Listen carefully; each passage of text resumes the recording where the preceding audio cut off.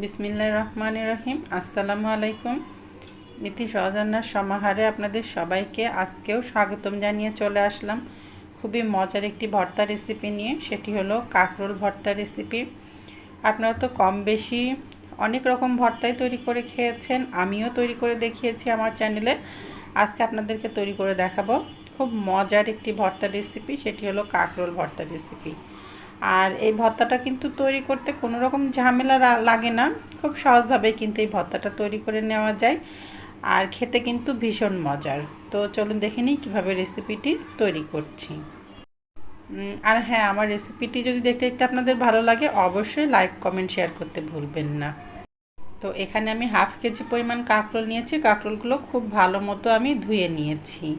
এখন কাঁকরোলগুলো আমি ছোট টুকরো করে কেটে নিয়েছি, আপনারা দেখেই বুঝতে পাচ্ছেন। আর কাঁকরোলগুলো কিন্তু বেশ কচি ছিল, এর ভেতরের বিচিগুলো খুবই নরম ছিল। আপনারাও কিন্তু চেষ্টা করবেন একটু কচি দেখে কাঁকরোলগুলো নেওয়ার।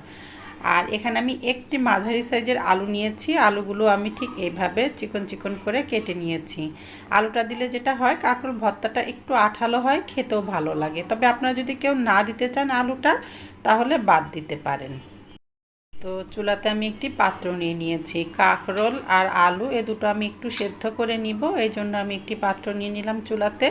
আর চুলাটা কিন্তু এখনও আমি জ্বালিয়ে দিই নাই, আগের মধ্যে সব কিছু নিয়ে নিচ্ছি, তারপরে আমি চুলাটা জ্বালিয়ে দিব। তো কাঁকরোল আর আলু দিয়ে দিলাম। এখন এর মধ্যে আমি 1 কাপ পরিমাণ পানি দিয়ে দিচ্ছি। 1 কাপ পরিমাণ পানিতেই কিন্তু খুব ভালো মতো সেদ্ধ হয়ে যাবে, এর থেকে আর বেশি পানি লাগবে না।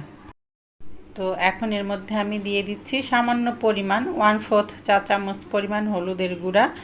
একটু দেখতেও ভালো লাগবে, কালারটাও ভালো আসবে, এজন্য আমি সামান্য পরিমাণ হলুদের গুঁড়া দিলাম। আর এখন এর মধ্যে আমি দিয়ে দিচ্ছি হাফ চা চামচ পরিমাণ লবণ।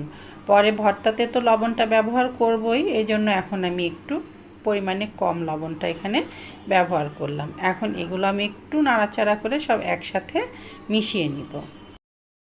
তো চামচ দিয়ে সব কিছু একসাথে মিশিয়ে নিলাম। আর এখন আমি চুলাটা জ্বালিয়ে দিচ্ছি। শুরুতে চুলার জালটা মিডিয়াম হাই হিটেই রাখছি। যখন এটা টকবক করে ফুটে উঠবে তখন আমি চুলার জালটা একেবারেই লোতে দিয়ে দেব। তো চুলাটা জ্বালিয়ে দিয়েছি, এবার একটু নাড়াচাড়া করে নিচ্ছি। তো সব একসাথে মিশিয়ে নেওয়া হয়ে গেছে। এখন আমি ঢাকনা দিয়ে ঢেকে চুলার জালটা মিডিয়াম হাই হিটেই রেখেছি। তো দেখেন, ঢাকনাটা খুলে আমি দেখিয়ে দিচ্ছি, এটা টকবক করে ফুটে উঠেছে। এখন চুলার জালটা আমি একেবারে লোতে দিয়ে ঢাকনা দিয়ে ঢেকে 15 থেকে 20 মিনিট মতো হতে দিচ্ছি। তারপরে এটা সেদ্ধ হয়ে গেলে আমি আমার রেসিপিতে ফিরে আসছি। তো ঢাকনা দিয়ে এখন ঢেকে দিচ্ছি। আর এই ঢাকনাতে যে ছিদ্র আছে, এই ছিদ্রটাও আমি একটি টিস্যু পেপার দিয়ে বন্ধ করে দিচ্ছি, যেন কোনো রকম এর ভেতর থেকে কোনো ভাপ বের না হয়। আর একেবারে খুব ভালো মতো দমে এই কাঁকরোল আর আলুটা যেন সেদ্ধ হয়ে যায়। তো এটা এদিকে হতে থাক, আমি আমার রেসিপির পরের স্টেপে চলে যাচ্ছি। এক চুলাতে আমি এই কাঁকরোলটা সেদ্ধ করে নিচ্ছি, আর অন্য আরেকটি চুলাতে আমি বাকি উপকরণগুলো যেগুলো আমার লাগবে সেগুলো আমি রেডি করে নিচ্ছি। তো চুলাতে আমি একটি পাত্র নিয়ে নিয়েছি। এখন এর মধ্যে আমি পরিমাণ মতো সরিষার তেল নিয়ে নিচ্ছি। শুকনা মরিচ আর রসুন আমি এই তেলের মধ্যে ভেজে নিব। তো আমি পরিমাণ মতো সরিষার তেলটা নিয়েছি। আর এখন তেলটাও হালকা গরম হয়ে গেছে, এর মধ্যে আমি 8টি মতো শুকনা মরিচ নিয়ে নিলাম। এখন মরিচগুলো আমি ভেজে নিচ্ছি। তো মরিচগুলো খুব ভালো মতো ভাজা হয়ে গেছে। এখন এই মরিচগুলো আমি একটি পাত্রে তুলে নিচ্ছি।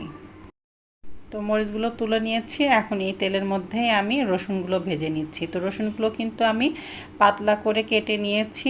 এখানে একটি ইন্ডিয়ান বড় রসুনের আস্ত রসুনই আমি নিয়েছি, প্রায় 10-12 কোয়া রসুন। আর রসুনগুলো কিন্তু আমি পাতলা পাতলা করে কেটে নিয়েছি।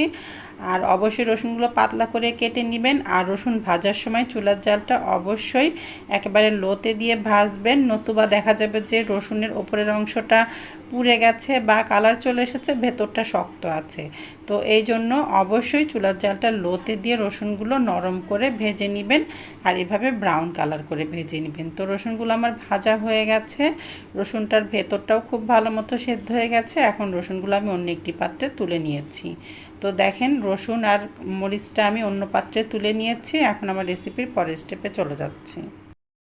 তো প্রায় 15 মিনিট মতো হয়ে গেছে। আমি চুলার জালটা লোতে দিয়ে এটা সেদ্ধ হতে দিয়েছিলাম।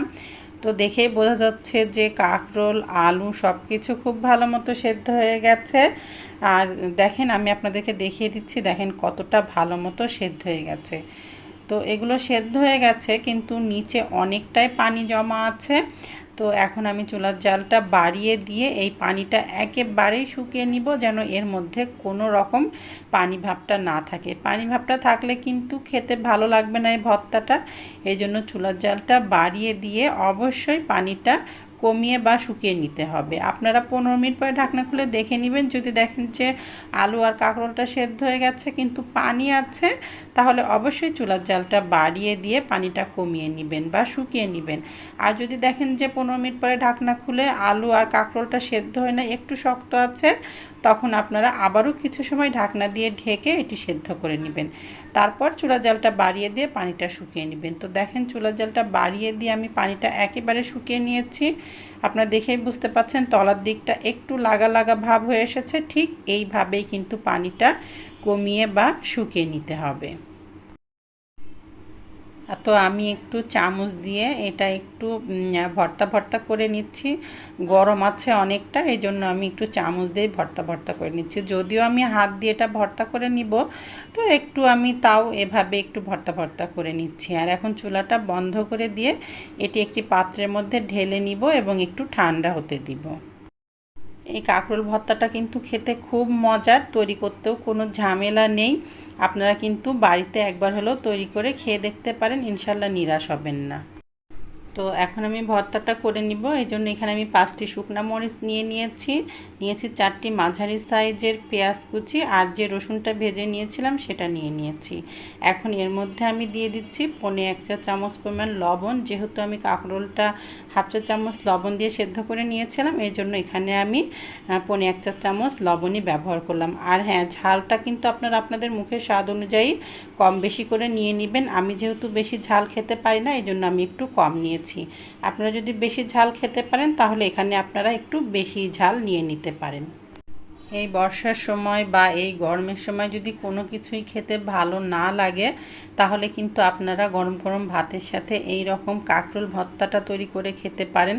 দেখবেন যে খেতে ভীষণ ভালো লাগবে। শুধুমাত্র এই ভর্তাটা দিয়ে কিন্তু 1 প্লেট ভাত খেয়ে নেওয়া যাবে। আমি তো আজকে দুপুরে খেয়েছি, আমি শুধুমাত্র এই ভর্তাটা দিয়েই কিন্তু 1 প্লেট ভাত খেয়ে নিয়েছি।